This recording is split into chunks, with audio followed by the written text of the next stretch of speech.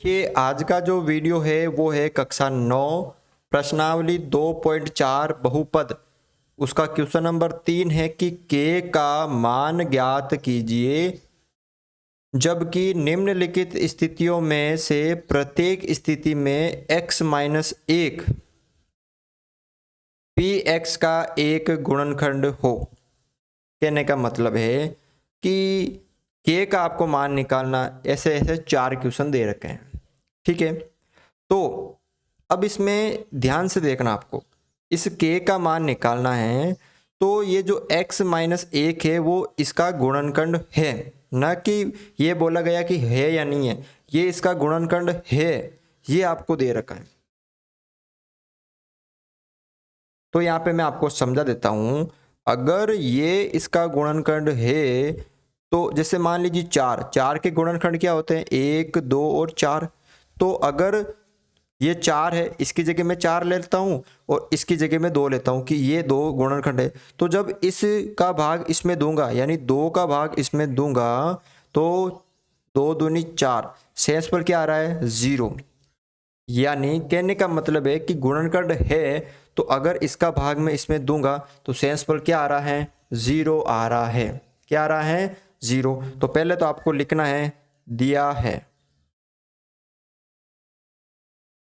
क्या लिखना है, ये पी एक्स हो गया बराबर x square plus x plus के, और इसको मान लेते हैं जी एक्स माइनस 1।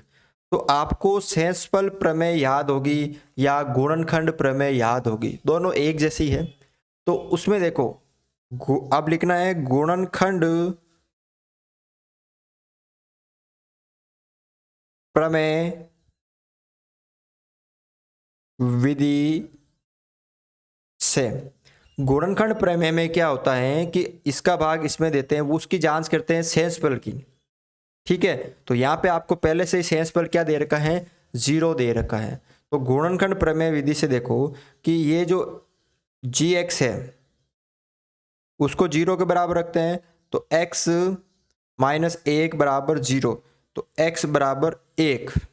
ठीक है, अब ये 1 है, तो उसमें हम क्या करते हैं कि चेक करते हैं कि इसका जो शेषफल है वो 0 आ रहा है या नहीं आ रहा है। तो यहाँ पे तो पहले ही से 0 है क्योंकि ये इसका गुणनखंड है। तो यहाँ पे क्या दे रखा है कि जो जी एक्स है, जी एक्स पी एक्स का गुणनखंड है। तो अगर ये इसका गुणनखंड है तो पी एक्स किसके बराबर होगा, 0 के बराबर होगा। किसके बराबर होगा, ये 0 के बराबर होगा क्योंकि गुणनखंड है। तो पी एक्स बराबर 0, और पी एक्स यानी बहुपद क्या है यहाँ पर, एक्स स्क्वायर प्लस के बराबर 0। अब आपको यहाँ पे x की जगह ये मान रख देना है, तो 1 का स्क्वायर प्लस 1 प्लस के बराबर 0, 1 का 1 प्लस के बराबर 0। 1 और 1 कितने हो गए, 2 प्लस के बराबर 0, और के 2 इधर प्लस के तो इधर माइनस के। तो यहाँ पे के का मान कितना आ गया, माइनस का 2 आ गया। कितना आ गया, माइनस का 2। आपको करना क्या है, जब के का मान आपसे पूछे तो आपको लिखना है ये पी एक्स, वो जी एक्स था। गुणनखंड प्रमेय विधि से आपको विधियाँ याद होनी चाहिए दोनों। गुणनखंड प्रमेय विधि में हम क्या देखते हैं, शेषफल, और शेषफल प्रमेय विधि में भी हम क्या देखते हैं, शेषफल। अगर ये इसका गुणनखंड है तो इसका मान मतलब इसका जो शेषफल है वो 0 है। तो ये x का मान आपको यहाँ पे रखना है। ठीक है, बिल्कुल इजी है, कर सकते हो। दूसरा देखो यहाँ पे, ये पी एक्स हो गया, तो आपको लिखना है दिया है, ये पी एक्स हो गया 2 एक्स स्क्वायर प्लस के एक्स प्लस रूट 2, ये हो गया। और जो जी एक्स था वो क्या था, x माइनस 1। अब हम क्या करेंगे, गुणनखंड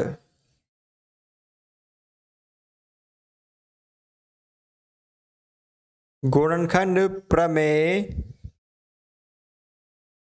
विधि से सेम जैसे अभी पहला क्वेश्चन किया वैसा इस gx को किसके बराबर रखना है, 0 के बराबर रखना है और x माइनस 1 बराबर 0, तो x बराबर 1, ये तो 1 आएगा। अब देखो वापस मैं आपको बता देता हूं कि गुणनखंड प्रमेय और शेषफल प्रमेय किस काम में आती है कि हमें शेषफल पता करना है। गुणनखंड में ये पता करना है कि अगर उसका 0 शेषफल 0 आ जाएगा तो वो उसका गुणनखंड है। तो यहाँ पे क्या दे रखा है कि जो gx है वो px का गुणनखंड है, पहले से ही है गुणनखंड, तो उसका मतलब शेषफल तो उसका 0 होगा ना, यानी शेषफल किसके बराबर होगा, उसका 0 के बराबर होगा उसका शेषफल। जो शेषफल है वो किसके बराबर होगा, 0 के बराबर होगा। तो px बराबर 0, px रख दो यहाँ पे आप 2x² प्लस kx प्लस √2 बराबर 0 और x की जगह 1 रखना है। तो 1 का स्क्वायर प्लस k 1 प्लस √2 बराबर 0। 2 इंटू 1 का स्क्वायर 1 प्लस k को 1 से किया तो k प्लस √2 बराबर 0। 2 1 कम 2 प्लस k प्लस √2 बराबर 0। तो यहाँ पे k बचा, ये √2 प्लस का इधर आएगा तो माइनस का √2, ये प्लस का इधर आएगा तो 2 आ जाएगा। अब इन दोनों में से माइनस कॉमन ले लीजिए, तो k बराबर माइनस का कॉमन ले लिया तो √2 भी प्लस का और ये 2 भी प्लस का। ठीक है, ये इसका k का मान होगा। बिल्कुल इजी क्वेश्चन थे, आराम से इसको आप कर सकते हैं।